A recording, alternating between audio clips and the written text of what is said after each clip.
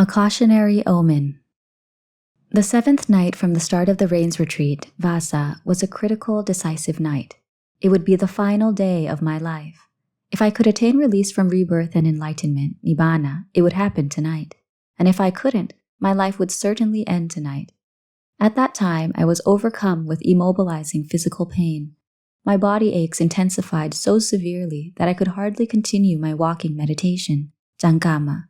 My body and mind, thāttukkhanda, could not withstand the strains of my extreme diligence. No matter, I would have to rely on my vow, saccā, to compel myself.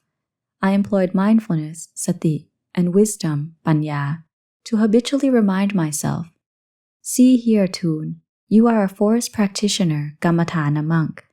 You are a determined, brave practitioner. You are willing to sacrifice your life in this noble pursuit. This trivial pain is not even 1/100th of a sliver of what the Buddha experienced. His diligence caused him to lose and regain consciousness many times, yet he never wavered in his diligence. And if you hope to follow in his footsteps, do not succumb to this pain. If you must really die, then let it be in tribute to the Buddha, in tribute to the Dhamma, and in tribute to the Arya Sangha." These truths, saccā, invigorated me, and I accepted my imminent death. I pressed forward with my extreme diligence. I resumed my regimen of walking meditation, sitting meditation, and continually contemplating all of the world's conditioned phenomena, sankhara, in accordance with universal truths, sacca Dhamma, and the 3 common characteristics, tilakkhana, of impermanence, anicca, suffering, dukkha, and not self, anatta.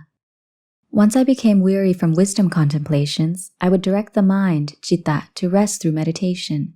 After I withdrew from meditation, I would resume contemplating all conditioned phenomena in a continual manner. My practice was unrelenting in this way. At one point, the citta was in a state of tranquil meditation. I don't know how long I was in that tranquil state, but as the citta withdrew from it, spontaneous knowledge arose that the fruit isn't mature, you cannot force it to ripen right now. Then I analyzed this knowledge and came to understand it in a rational manner. I had only practiced for 7 days.